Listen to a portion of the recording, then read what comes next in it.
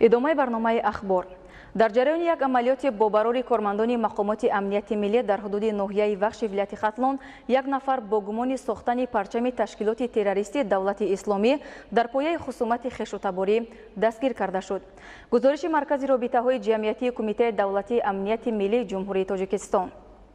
نوبت از آرامی و اعتدال در سراسر جمهوری، روندی با صورت کارهای آبادانی و سازندگی و رشد و توسعه تمام ساحه‌های حیات جامعه کشور، اشخاص الهیده پیدا می‌گردند که با هر راه و وسیله کوشش می‌نمایند حیات آسایشته ساکنان وطنی عزیزمان را خلل‌دار سازند. سنه 15 فوریه سال 2018 از طرف ریاست کمیته دولتی امنیت ملی جمهوری تاجیکستان در ولایت ختلان در حدود ناحیه وخش عملکرد جنایتی آشکار و ثابت کرده شد که می‌توانست از جانب گروه‌های تخریبکار و منفعتدار همچون عامل ناآرام نشان دادن وضعیت در تاجیکستان استفاده گردد. هنگام گذراندن چاره‌بینی اپراتیو جستجویی از جانب کارمندان مقامات امنیت ملی در بام بینای کооператیو 3 ساله استقلال 2001 با صاحبکار سعیدов نصرتالله عطایевич سال تولدش 1973 زاده و استقامت کننده دهه نورآباد جماعت دهاتی تاجیک‌آباد ناحیه وخش تعلق دارد. 5 عدد پرچم خودساخت با علامت و نشانه‌های خاص تشکیلات اکستریمیستی تروریستی دیش دریافت و مصادره کردند. اوید به حالت مذکور پرونده جنایتی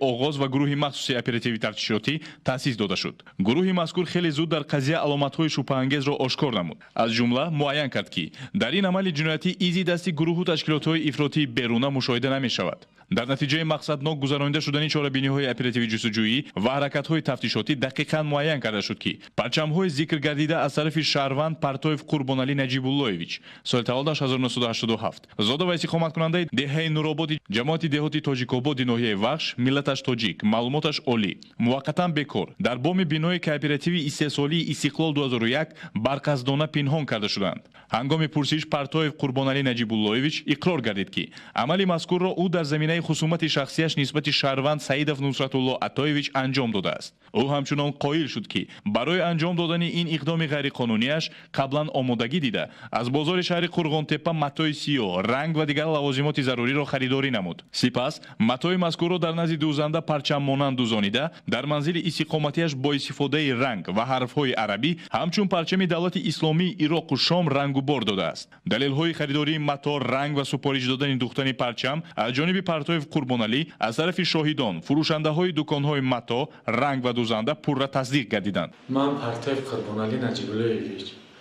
سال 1987 در شهر قرغانتپه ناحیه وخش دهه نورآباد به دنیا آمدم و در همونجا زندگی میکنم. در سرم آمد که سعیدов نصرتالله را یگان چی پستا وکنیم و مقامات بروم به قپنشهر از بازار فراوان شهر قرغانتپه متریال سیاه خریده و کرسکه از همون بازار خریده آمدن در خانه خودمان 3 تنه سوندم و بردم در بامی همون کس ماندم و باز کردم 2 دانه دیگر روز کردم. ایشت صورتش اینترنت گرفته به خطاگی همونجا به اینترنت به روی صورت پر کردم و بردن با همون بامی نصرتالله پرتافتم.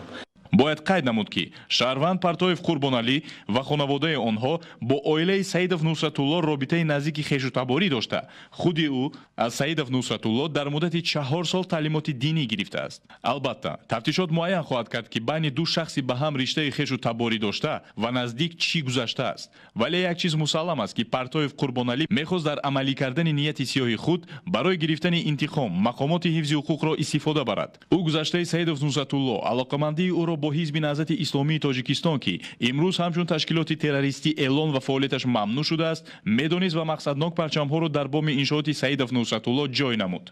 پرتویف قربانعلی با این عملکرد جنایتی خود نه تنها میتوانست استاد و خویش خود را مدتی طولانی از آزادی محروم سازد بلکه دریچه اغوای آوازه‌ها را عاید به پیدا شدن پی تروریستان داعشی در خاک تاجیکستان برای ماجراجویان و هنگامه‌طلبان باز نماید. تحقیق موشکافانه این قضیه از جانب گروه تفتیشاتی نشانگری آن است که برای مقامات حفظ حقوق کشور ولایت قانون از همه بالا می‌ایستد و گناه هر یک شخص نه از روی منصوبیت حزبی و گروهی بلکه از روی سطح و درجه اعمال صادر کرده او معین کرده می شود. چنانه که در این قضیه به گناهی گمانبر شده ثابت و جنایتکار اساسی آشکار و بازداشت کرده شد. این حال من شیمانم از کارهای کردم.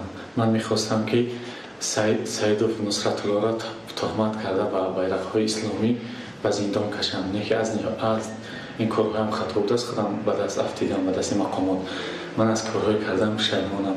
من از جوانان خواهش دارم به این کارها دست نزنن که عاقبت به پشت پنجره میروند.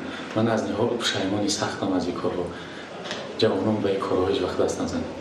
вобаста ба ҳолати мазкур бо дастрасии моддаҳои 32 қисми 1 ва 307 қисми 1 кодекси ҷиноятии ҷумҳурии Тоҷикистон таҳти рақами 16816 парвандаи ҷиноятӣ оғоз карда шуд. тафтишоти пешакӣ идома дорад.